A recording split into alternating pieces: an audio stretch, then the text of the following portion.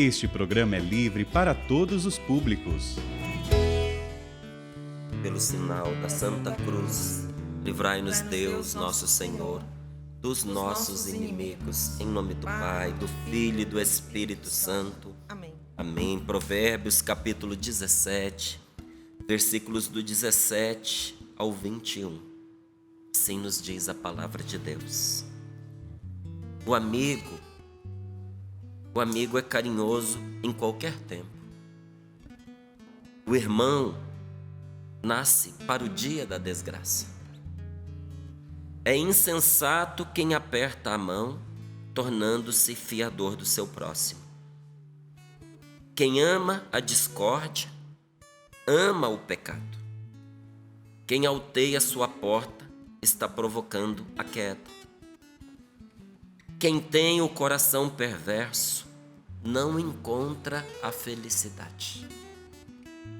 Quem falseia sua língua, cairá na desgraça. Quem gera um insensato, gera tristeza para si, pois nenhum pai pode alegrar-se com um imbecil. Palavra do Senhor. Graças a Deus. Graças a Deus. O amigo é carinhoso em qualquer tempo.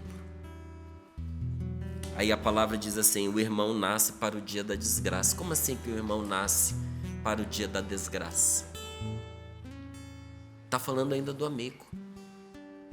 Porque no dia da desgraça, seu amigo acorda irmão. Dorme amigo e acorda irmão. Porque no dia em que você precisa muito, o amigo de verdade, ele é mais do que um amigo para você. Ele é um irmão. Por isso eu louvo a Deus por muitos momentos de dificuldade que eu passei na minha vida, de todas as ordens, gente. De todas as ordens. Porque ninguém fica no topo o tempo inteiro, ninguém fica bem exposto o tempo inteiro. Às vezes a gente fica mal exposto por uma incompreensão, por um erro que a gente comete. Às vezes um erro comum, mas que tem consequências assim, duras, né? O mesmo erro cometido em momentos diferentes tem consequências diferentes. Às vezes você tem a infelicidade de ver sempre acertando, mas o dia que você erra, você erra quando não devia errar. E aquilo tem consequências sobre a sua vida, não é? E aí você fica mal exposto. Tem gente que é super paciente, mas o dia que a pessoa perde a paciência, às vezes perde a paciência no lugar errado, na frente da pessoa errada, e acaba tendo consequências. Até numa empresa é assim. Às vezes o chefe, né, daquela multinacional quase nunca visita, e justamente no dia em que ele visita, aquela pessoa que está sempre boa, comportamento sempre bom, ele entra na sala a hora que ela tem a infelicidade de dizer uma coisa que não devia porque está num dia ruim, tem consequência.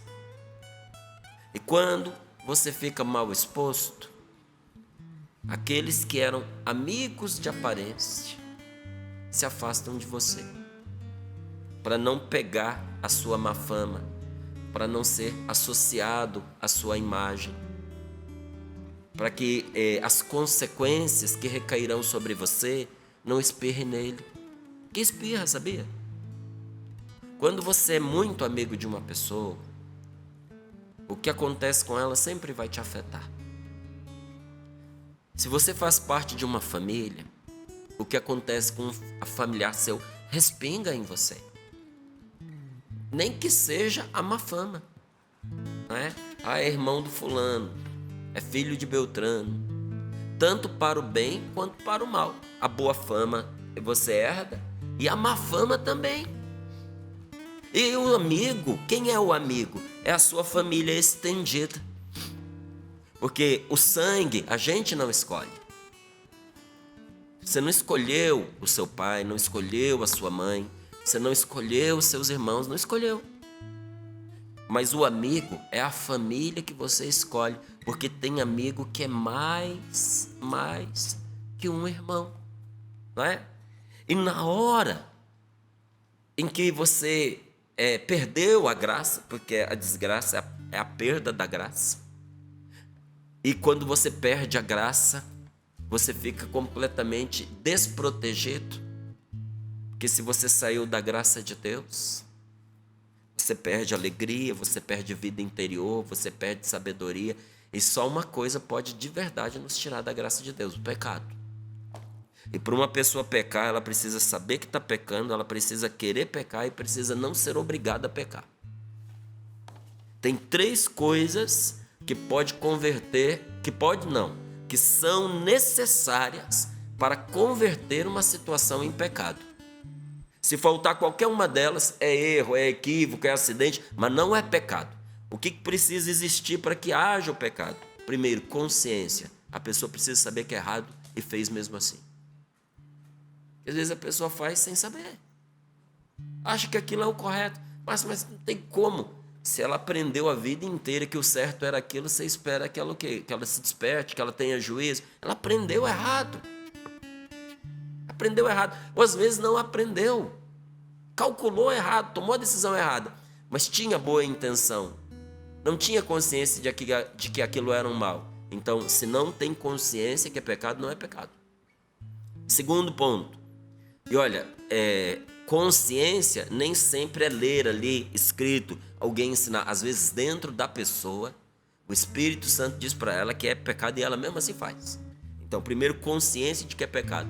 Segundo, liberdade para fazer. Porque tem gente que não tem liberdade para fazer. Então, muito cuidado na hora de julgar uma pessoa. Por exemplo, a pessoa se matou.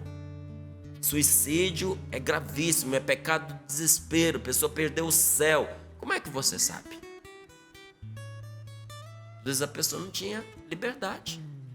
Às vezes ela estava alucinada pela enfermidade, pelo remédio que estava tomando. Não foi uma escolha livre, ela estava condicionada. Às vezes, o que a pessoa estava enfrentando era tão desesperador que ela não conseguia ver outra saída. Se não houve liberdade, não houve pecado. E terceiro ponto, a pessoa precisa querer fazer. Então, ela precisa saber que é pecado. Ninguém pode estar obrigando a ela. Ela tem que estar livre para poder fazer e ela precisa querer fazer. Eu fiz, mas eu não queria. Talvez você tenha que pagar pelas consequências. Eu não queria matar alguém. A pessoa pulou na frente do meu carro.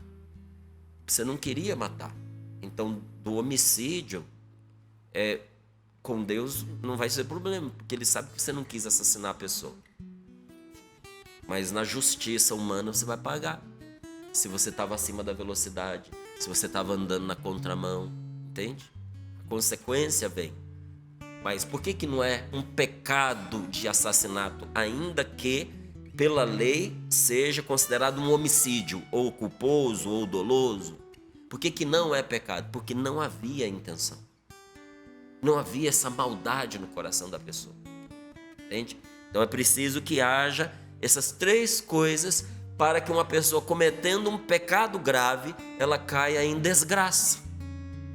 Então quando diz aqui que o amigo é um irmão no dia da desgraça, quer dizer que naquele dia você sabia que estava errando, você quis fazer e ninguém te obrigou. E nessa hora todo mundo julgou você, virou as costas para você e te abandonou.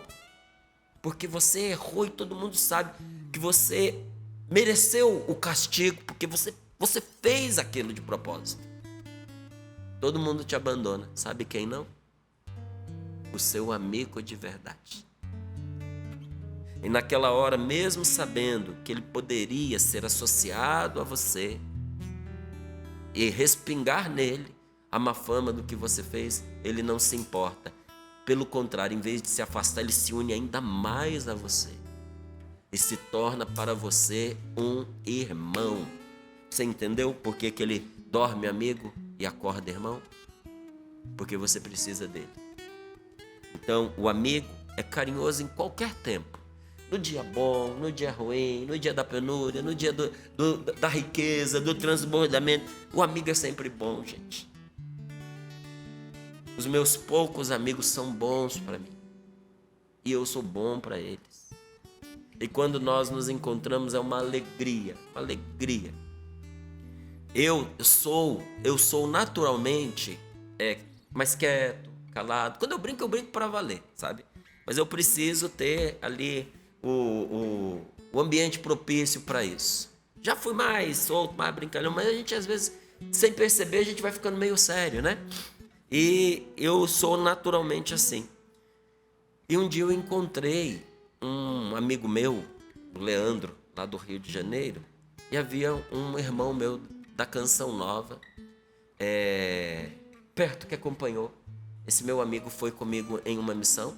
Ele foi participar dessa missão. Foi para aquela cidade para a gente estar junto lá. E eu pedi que ele fosse colocado no mesmo quarto que eu. Tinha mais de uma cama. E no quarto vizinho estava um membro da comunidade Canção Nova. Depois meu amigo foi me contar que ele queria saber qual era o grau de intimidade que a gente tinha. Porque ele nunca tinha me visto daquele jeito. Brincando tanto, e rindo tanto, e solto. Amizade. Um bom amigo faz ver para fora o que a gente tem de melhor. E um bom amigo oferece para a gente o que ele tem de melhor. E quando você tem uma pessoa assim na sua vida, nem quando ela cai em desgraça, isso é suficiente para você se afastar dela. Agora, a palavra de Deus também nos chama a atenção, porque amizade é amizade, ela é sempre saudável para as duas partes. Agora, olha, insensato é aquela pessoa que aperta a mão, tornando-se fiador de quem ela não conhece. Quanta gente aí endividado, desgraçado financeiramente, entristecido moralmente, porque entregou até o que não tinha a uma pessoa que não merecia sua confiança. Você percebeu que esse fiador aí vem do confiar? Fiador é aquele que dá fé a uma pessoa. Confiar é você pôr a sua fé em alguém. Então, o fiador confia. O fiador promete fé para aquela pessoa que está emprestando dinheiro. O fiador está dizendo assim: eu assumo todas as consequências se ele não pagar. E muita gente, infelizmente, seduz a família, seduz amigos, seduz colegas, seja meu fiador, e tudo, com a intenção de não pagar. E arrebenta nas costas de quem? Do fiador. Então a palavra diz: é insensato quem aperta a mão, tornando-se fiador do seu próximo. Se você for ser fiador de alguém, é bom você ter o dinheiro e estar disposto a dar o dinheiro. Do contrário, Márcio, de quem você seria fiador? Se eu tivesse dinheiro, eu seria para aquela pessoa que, se me pedisse, eu daria o dinheiro para ela. Daria. Então fulano chega e diz assim: olha, eu preciso aí, vamos botar uma quantia grande, né? Para mim é inalcançável. R$1 milhão, pessoalmente. Então, se eu tiver a possibilidade de dar esse dinheiro para a pessoa, eu daria. E se ela me pedisse para ser fiador, eu seria na seguinte circunstância: se ela não pagar, eu seria capaz de dar esse dinheiro porque eu tenho e não me importaria de perder. Do contrário, não vale a pena. Não vale a pena. Você vai se sentir ultrajado, você vai se sentir usado, você vai se sentir traído, e até ali uma empatia que você tinha com a pessoa que você chamava de amizade vai virar inimizade. Então a palavra de Deus nos diz: olha, insensato. Quem ama a discórdia ama o pecado. Como é que você sabe que uma pessoa está longe de Deus, fora da graça de Deus, que ela está aqui, ó, até em desgraça, quando ela sai por aí promovendo a discórdia? O que é promover a discórdia? Separar corações. Isso é discórdia. Toda pessoa que cria partidos é um plantador de discórdia. É um semeador de discórdia. E diz a palavra, não que ele gosta, ele ama o pecado. Quando você vê alguém montando panelinha, se alinha aqui comigo, nós vamos transformar o mundo. Mas espera aí, essa chega aqui comigo é sempre em divisão de uma família, de uma comunidade, de uma paróquia, de um grupo. Meu irmão, sinto muito, você pode estar vestido do jeito que for, pode ser até de padre. Você é um plantador de discórdia. A última oração que Jesus fez, que foi o testamento que ele deixou, Pai, que todos sejam um. A coisa mais importante que Jesus pediu na hora da cruz foi que os cristãos se unissem. E quantos atos dos apóstolos que as pessoas se convertiam e cada vez mais o número de fiéis cresciam, porque o povo conversava entre si. Vejam como eles se amam. Era um amor palpável.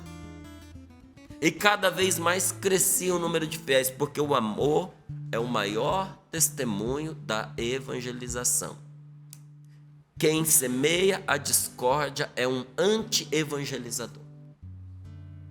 Não é um semeador da palavra de Deus, é o semeador do joio do inimigo. Porque o grande divisor é o diabo. Então a gente tem que ficar muito atento na nossa família.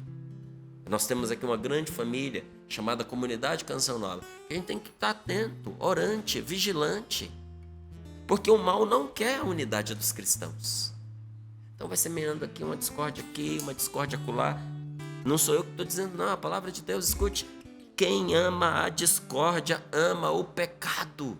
Tem gente que parece que se regozija quando vê a casa pegando fogo. Gente, está na torcida do diabo. Está aplaudindo junto com o adversário. Sabe aquela pessoa recalcada que troca de arquibancada? Já que não me escolheram para eu jogar no time, então eu torço contra. Tem gente que faz assim. A pessoa não está satisfeita porque as coisas não correram conforme os caprichos dela. Ela vai lá e senta na arquibancada do adversário para torcer contra e trabalhar contra. Você sabe como é que se diz adversário em língua estrangeira? Satanás. Porque a gente às vezes pensa assim, Satanás quer dizer capeta, quer dizer o demônio. Não, a palavra Satanás quer dizer adversário. E às vezes a pessoa faz isso, sabe? Plantando discórdia, torcendo contra. E a palavra de Deus nos diz, não faça isso você. Porque quem tem o coração perverso, pervertido, quem traz falsidade no coração, não encontra a felicidade. A perversidade do coração. O que é um coração que se perverte? É um coração que troca de lado o tempo inteiro, conforme a conveniência. Não importa se é para o bem, se é para o mal. Qual é o time que está ganhando? Então eu vou verter lá. É lá que eu vou. Alguns até me perguntam assim, para que time você torce? Eu torço para o Brasil quando tem Copa do Mundo. E por que você não tem assim um time? Na época que eu morava em Brasília não tinha um time forte para defender o time da casa. E qual era o critério? Escolher o que está ganhando? Naquela época todo mundo torcia lá em Brasília para o Flamengo estava no auge e tudo mais. Mas qual é o critério? Escolher o ganhador? O tempo passa, as coisas mudam, troca-se aquele que está no pódio, né, do primeiro lugar. E aí o que você vai fazer? Troca de time? Ou faz igual não vou nem dizer, uns que ficam aí na internet chorando, querendo se matar, porque um time que nem sabe que ele existe, perdeu. O cara ganhando rios de dinheiro no futebol profissional, perdeu para ele, perdeu, faz parte do jogo. E aí o outro lá, o torcedor, agora eu estou humilhado. É uma humilhação merecida, né, irmão? Então, vou gastar minha energia, minha força, o sofrimento desse? Pelo amor de Deus, tem coisa melhor para fazer na vida. E aí tem gente que troca. Quem que tá ganhando? Tá. Isso é perverter. Isso é mudar de lado, sem respeitar seus critérios, seus valores, seus princípios. A pessoa perversa é a pessoa falsa. Você não sabe com quem que você está lidando. E a palavra de Deus nos diz, nós temos que tirar a falsidade do nosso coração.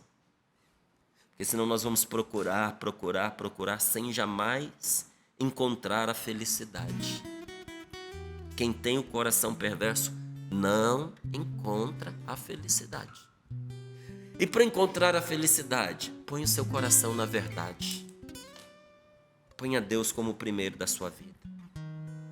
E para completar, isso aqui é um ensinamento por si só, quem gera um insensato gera tristeza para si. Você não gera um insensato da noite para o dia. E você não gera um insensato por parir um filho. Todo filho nasce aberto a ser ensinado, ao conhecimento. Como é que é gerado o insensato? No decorrer dos anos, no decorrer da vida, através de uma má educação. O insensato começa a ser gerado depois que a criança nasce. Enquanto ela está dentro do ventre da mãe, ela não é nem insensata nem sábia. E depois que ela nasce, à medida em que ela também vai correspondendo aos ensinamentos, à educação que ela recebe, ela vai se tornando uma pessoa sensata ou não. Muitos insensatos foram gerados.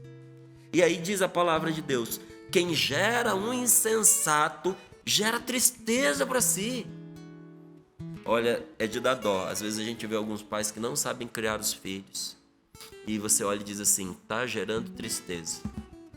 O povo que fica em volta fica irritado. Eu tenho dó. Porque eu olho lá na frente, essa pessoa vai colher tristeza, gente. Criança mal educada, criança agressiva, criança violenta. Não estou falando de situações de saúde mental e emocional. Às vezes a criança está doentinha, né? Às vezes a criança não está com a cabeça funcionando direito. Isso é outra história. Agora tem criança que não é educada para o bem, para o zelo, para o respeito, as regras, as pessoas. Por que tem regra? Por que a vida tem que ter regra? Para o convívio social. Porque quando não tem regra, está sempre um passando por cima do outro. É a lei do mais forte. A regra existe para proteger o mais fraco. Você precisa ensinar o seu filho a se disciplinar, a ter regra, a respeitar as pessoas, a respeitar os lugares. Senão ele será sempre uma pessoa malquista e você vai ser um infeliz. Você vai gerar infelicidade para si.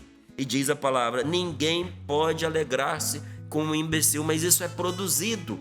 Então o que a palavra de Deus vai nos ensinando? Que nossas ações têm consequências, quer seja sobre um filho, quer seja sobre um amigo que a gente escolhe. E eu quero voltar aqui a esta palavra amigo. O amigo é carinhoso em qualquer tempo. Gente, o amigo é quase igual a uma mãe. Existem coisas na vida da gente que só são geradas, assim como quem gera um insensato gera tristeza, ou seja, a pessoa pode gerar um insensato. A amizade gera uma coisa que antes não existia. Por isso que todo amigo é um pouco mãe, é um pouco pai. E a palavra amigo vem do latim amicus, que deriva do verbo amar, deriva do verbo amor. Se um dia te perguntarem de onde vem a palavra amigo vem de amor. Vem de uma raiz indo-europeia.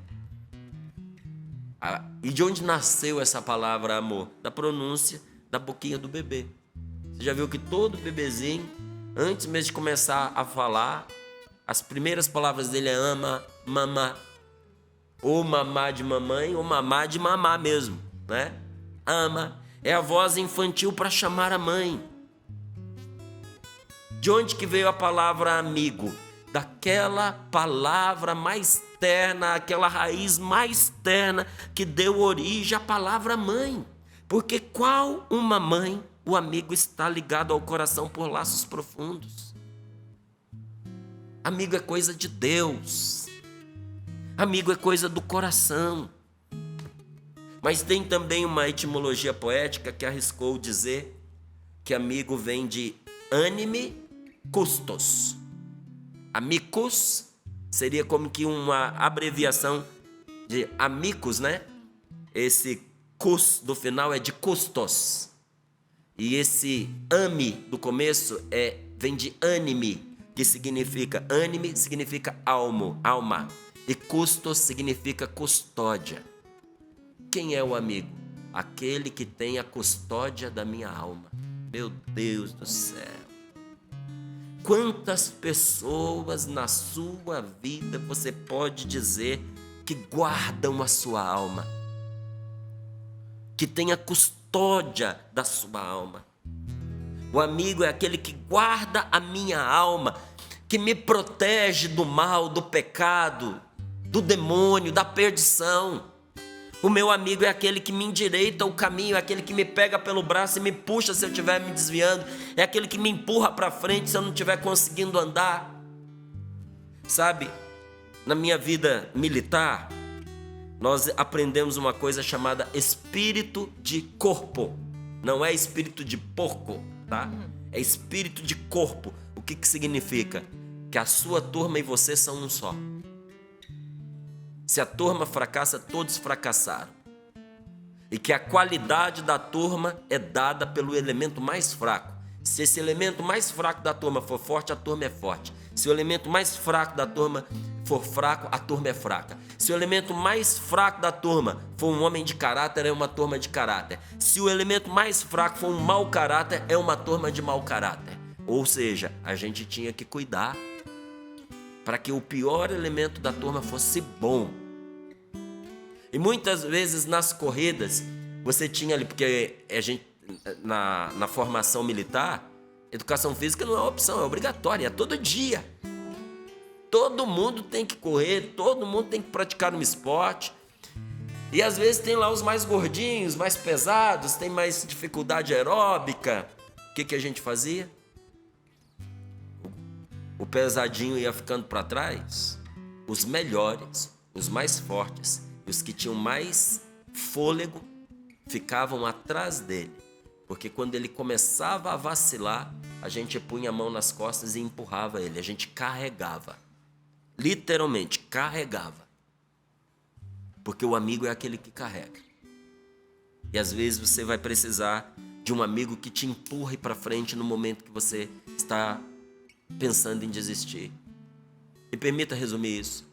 Você precisa de um amigo segundo o coração de Deus, para você não trocar ouro por lata. Você já viu essas latas de pêssego em calda? Ela é dourada por dentro. Se você abrir uma lata dessa e puser nesse sol que está brotando ali fora, despontando ali fora, ela vai brilhar igual ouro. Mas é só lata, gente. Valor nenhum. Às vezes, se você for apenas uma, não vai pagar o trabalho de você ir a um ferro velho e entregar ela lá. Não vão te dar nada por ela. Para você não se confundir e trocar ouro por lata, você precisa de um amigo segundo o coração de Deus. Para que você tenha um amigo que seja o custódio da sua alma. Que seja aquele que tem o seu coração, aquele que te guarda, porque o amigo é uma defesa quando você não está presente. Eu acho o máximo quando uma pessoa vem contar tudo que disseram pelas costas de alguém, seja eu ou outra pessoa, quando a gente não estava lá. Aí chega, porque falaram isso, e falaram aquele de você, e blá, blá, blá, blá, blá, blá, tô te contando porque sou seu amigo. Sério, você é meu amigo? E tiveram coragem de dizer tudo isso na sua frente? E você ficou calado? Não é amigo. Primeiro, porque as pessoas sabem que não é, por isso que tiveram coragem de dizer para ele. E segundo, ficou calado e covardemente veio fazer fofoca, plantar a sementinha da discórdia. Diz a palavra de Deus, quem ama a discórdia ama o pecado. Quer ver o cerco pegar fogo? O amigo não é assim. Sabe o que é maravilhoso no amigo? O que é maravilhoso no amigo, diz aqui a palavra de Deus, é que o amigo ama em todo tempo. Mas na desgraça, ele se torna um irmão. Um irmão. Quem pode ser seu amigo? O pai, um irmão, o marido, a esposa, um filho. Se você me perguntar hoje quem é o seu melhor amigo ou a sua melhor amiga, é difícil a gente qualificar, sabe? Mas eu não penso duas vezes antes de dizer não. Minha esposa é a minha melhor amiga. Morre por mim, me defende, me ama. E como é que eu poderia retribuir senão com um amor igual? Eu a amo e morro por ela. E isso é quem faz do nosso casamento um verdadeiro sonho. Por quê? Por causa que vamos dizer assim, é uma fantasia, é Hollywood acontecendo ali, aparências para poder mostrar, para ostentar. Sabe o que foi que fez do meu casamento, o casamento da minha esposa, o melhor casamento que a gente poderia ter? A amizade que existe entre nós. Nós somos sim marido e mulher, somos sim amantes porque nós nos amamos, somos sim eternos namorados, mas tudo isso só é possível porque tem uma coluna vertebral, se chama amizade. Existe amizade entre eu e ela. Quase impossível, eu digo quase impossível porque a gente, na nossa natureza humana, sempre guarda um quê de fragilidade, né? Mas quase impossível alguém me enganar em relação a ela e alguém enganá-la em relação a mim, porque ela me conhece. A amizade permitiu isso e eu a conheço, porque a amizade é encontro de almas. Mas isso a gente só vive com a esposa, com o marido? Não, isso a gente vive também com outra pessoa que Deus pode colocar no nosso caminho. Porém, quase igual à insensatez de apertar a mão e ser fiador de alguém, é a pessoa que, não sendo amigo da sua esposa ou amiga do seu marido, quer viver uma amizade nesse nível fora. Isso é um perigo. Perigo, hein? Vai primeiro acertar em casa. Vai solidificar sua amizade em casa, para que a amizade, que é um grande bem, não se torne na sua mão um instrumento para destruir sua vida. Esses dias eu vi um desses memes aí da internet, camarada com uma Ferrari, que é um carro espetacular. Ele não andou 10 metros. Ele pisou, o carro rodopiou, ele foi com ele num poste, ele destruiu o carro e ainda se machucou. Culpa de quem? Culpa do carro? O carro não fez nada sozinho. Às vezes um dom nas mãos de uma pessoa inapta e inepta, né? Vai ser a destruição para ela, o que para outros seria um espetáculo de segurança, de agilidade, de elegância. Na mão daquela pessoa foi destrutivo, que ela não estava preparada para aquilo. Prepare-se para grandes amizades, começando dentro da sua casa, porque se você é casado, que Deus faça do seu esposo, da sua esposa, seu melhor amigo. Agora, independente disso, seja quem for, o amigo é aquele que ama o tempo todo. Mas, para a gente já ir encerrando e eu deixar aqui para você uma direção boa para você descansar seu coração. Então, daqui a pouquinho, que eu vou dizer, é capaz de descansar a alma, é capaz de descansar a cabeça. Sabe essa tribulação que deixa a gente angustiado para morrer? Papel e caneta na mão, que eu tenho 5 coisinhas para poder listar para você, que se você puser em prática hoje, vai ser a melhor coisa do seu dia. Tá certo? Então, enquanto você pega o papel e a caneta, eu gostaria de te dizer o seguinte, a você que está dizendo: que pena eu não tenho uma pessoa assim. Que pena, tenho amigos bons, mas não nesse nível. Gostaria de te dizer que não há amigo igual a Deus. Não há. Não há amigo igual a Deus. Inclusive, para minha amizade ser boa com a minha esposa, Deus tem que vir primeiro que ela, antes dela. Antes dela. E se nós soubéssemos que amigo ele é, porque, gente, eu nunca encontrei ninguém igual. Para a gente saber que tipo de amigo ele é, se nós soubéssemos, nós contaríamos mais com ele. Então é triste a vida de quem vive de aparência. Por isso que a palavra de Deus diz aqui, olha, quem tem o coração perverso, falso, não encontra felicidade. É triste a vida de quem vive de aparências e não tem um amigo verdadeiro, porque o homem de coração falso não encontra felicidade. O que acontece quando você traz seus amigos? Você termina sem amigos. Você se torna uma pessoa só. O castigo de quem não sabe ser amigo é não ter amigos. Pode ser simpático, pode ser envolvente. Inclusive tem pessoas que são muito envolventes. Onde a pessoa está, tem um bolinho de gente do lado dela, mas dura pouco. Não passa de 6 meses. Quando você olha, o bolinho é outro. Porque ninguém aguenta. Porque chega, é que nem uma armadilha que você monta para pegar moscas. Você põe o mel, mas é uma armadilha. Quando a pessoa é muito envolvente, sedutora, mas ela não tem a alma da amizade, ela se torna uma verdadeira armadilha.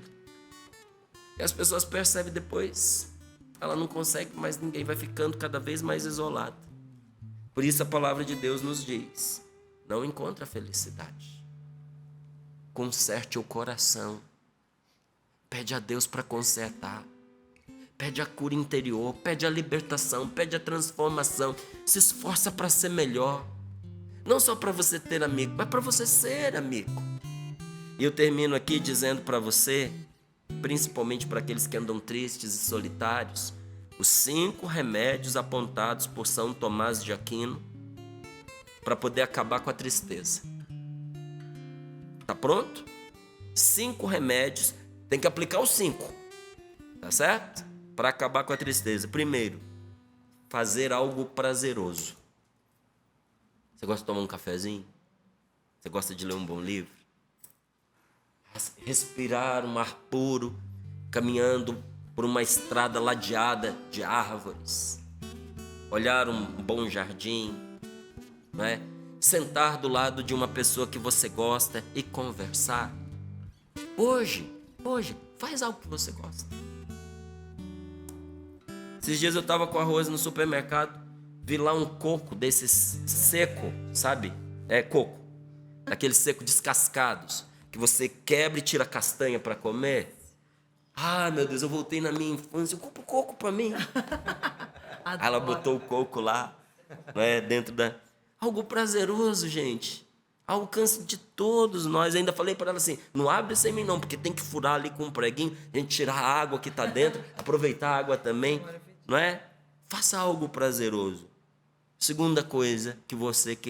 Anotou a primeira? Algo prazeroso. Segunda, para você que está triste com seu coração partido. Algo bem difícil, tá? Que custa muito caro. Pronto para ouvir? Chora. Chore. Porque pelo choro você se livra daquilo que está oprimindo você. Ponha para fora. Porque uma das vezes que eu quase adoeci na minha vida foi porque pelo orgulho eu não me permiti chorar numa situação que não foi correta contra mim. E eu, orgulhoso, tiveram o pecado, quem fez mal contra mim, mas eu fiz igual. Fiquei orgulhoso e não chorei a minha dor. Ela me adoeceu. Muita gente boa se afastou de mim porque eu me tornei arredio por causa de um coração ferido. Terceiro, tenha compaixão dos seus amigos. E busque a compaixão dos seus amigos. Então, se você está sofrendo, você vai buscar a compaixão dos seus amigos. Daquele amigo, busca colo, filho. Ombro amigo para você chorar, porque dor compartilhada é dor dividida. O amigo, ele tem o poder da matemática. O que de bom você divide com ele se multiplica. E o que de ruim você divide com ele se divide. Dor compartilhada é dor dividida por 2. Quarto, silenciar o coração e contemplar a verdade. Calar essas vozes que estão aí, poluindo a sua mente. Porque senão você não vai conseguir ouvir Deus. E eu tenho uma palavra de Deus para você agora, se você for capaz de ouvir. Tudo que você está vivendo de ruim vai passar. vai passar. Eu ponho a minha mão no fogo pelo que eu estou lhe dizendo. Se você é uma pessoa de Deus, se você está buscando a Deus, mesmo que você diz aqui, na desgraça, o amigo se torna um irmão. Sabe quando Deus é mais seu amigo? Na desgraça. Márcio, na desgraça, eu me afastei de Deus, eu feri a Deus, eu magoei a Deus. Ele aguenta, tá? Ele suporta o que você fez, fica na paz. Mas nesse momento de dor, Ele está com você. E a garantia de que isso vai passar é porque você também está com Ele. Tudo vai passar. E quinto e último, toma um banho quente e vai dormir. A sabedoria das crianças. Aprenda com seus filhos pequenininhos. Lembre de como era o seu filho bebezinho. Lembra quando ele ficava chateado, magoado, que chorava até dormir? Faz igual. Sabe, vai lá, chora, toma um banho quentinho e dorme. Descansa. Você vai acordar outra pessoa. Senhor, nós te pedimos a bênção de entendermos que grande amigo o Senhor é para nós. Como diz a canção, não há Deus tão grande como tu e não há amigo tão grande e amoroso como tu, Senhor. Senhor, nós te amamos, mas só te amamos porque o Senhor nos amou primeiro. E nesse dia de hoje nós queremos experimentar o poder da sua amizade na nossa vida. Cura o nosso coração de toda tristeza, de toda solidão, e nos faz entender que esta palavra é a tua verdade, brilhando diante dos nossos olhos nesse dia de hoje.